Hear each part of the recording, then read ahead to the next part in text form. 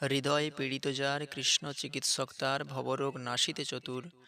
কৃষ্ণ বহির্মুখ জনে প্রেমামৃত বিতরণে ক্রমে লয় নিজ অন্তঃপুর। সংসারে এমন কে আছে যার শরীরের সমস্যা নাই? আর সংসারে এমন কে আছে যার মন কষ্ট পাচ্ছে না, যার হৃদয় কষ্ট পাচ্ছে না? শরীরের সমস্যা হলে ডাক্তারের কাছে গিয়ে কিছুদিনের জন্য সুস্থ হয়ে ওঠা যেতে পারে, কিন্তু হৃদয়ে আঘাত এলে ডাক্তার, কবিরাজি, বৈদ্য কেউ সারাতে পারে না। একমাত্র যে হৃদয়ে মাঝে বসে আছে, সেই কেবল হৃদয়ে অসুখ সারাতে পারে। আর সে হলো কৃষ্ণ।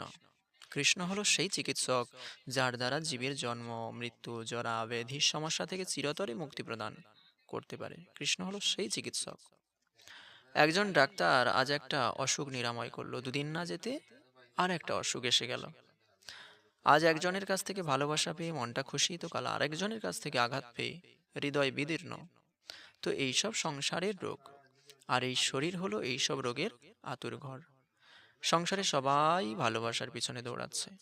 একজন চুরি করছে, সেও তার চুরির ধন দিয়ে তার প্রিয়জনকে খুশি করে ভালোবাসা পাবে বলে আশা করছে। আর একজন সৎ পথে থেকে উপার্জন করে, সেও দিন শেষে ভালোবাসা পাওয়ার আশায় বসে আছে। কিন্তু এখানে সকলেই একটা সময় নিরাশ হয়ে পড়ছে, কেননা সত্যগুণে সৎপথ, আর সৎপথে হয় পুণ্য, আর পুণ্য ফলে ভোগ, সেটা জাগতিক সুখ হোক আর স্বর্গের চমকপ্রদ সুখ লাভ হোক, কোনোটাই স্থায়িত্ব নয়। এগুলো সব তিনটে গুণেই আবদ্ধ। তাই যে গুণাতীত, আর যে হচ্ছে তিনটে গুণের অতীত, তাকে গুণাতীত বলে। তো সেই গুণাতীত হচ্ছে কৃষ্ণ। তাই কৃষ্ণের চরণে যত সময় না আমরা শরণ নিচ্ছি, যত সময় না সমর্পণ করছি কৃষ্ণের কাছে, তত সময় আমরা হাজার চেষ্টা করলেও ভালোবাসা খুঁজে পাবো না, আর প্রকৃত আনন্দ পাবো না। এখানে সকলেই ভালোবাসা তৃষ্ণার্ত। যে অলরেডি তৃষ্ণার্ত, তার কাছে কিভাবে তৃষ্ণা নিবারণ করবে? যিনি নিজের মধ্যে নিজে পূর্ণ, যিনি সচ্চিদানন্দময়, তিনি হলেন কৃষ্ণ।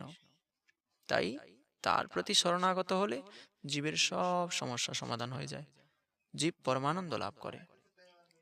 তাই খুব খুব গভীরভাবে আমাদের চিন্তন করা উচিত, আমাদের ভালোবাসা কোথায় গেলে পাবো। তাই মহাজন বলছেন, যদি তুমি কৃষ্ণের শরণাগত হও, তবে তোমার ভবরোগের চিকিৎসা কৃষ্ণ করবে। হৃদয় থেকে জাগতিক কামনার কাঁটা তুলে প্রেমামৃত পান করাবে, তবে প্রকৃত প্রেম আস্বাদন করতে পারবে। আর সেই প্রেমকে পেতে তখন এই সংসারে জাগতিক সুখ ভোগ করতে বিন্দুমাত্র তোমার ভালো লাগবে না। কৃষ্ণ এভাবেই তার ভক্তকে এই সংসারে বৈষয়িক রুচি নষ্ট করে গোলকের প্রেমের স্বাদ প্রদান করে, যাতে জীব এই জড়জগৎ থেকে বেরিয়ে এসে গোলকে ফিরে যেতে পারে।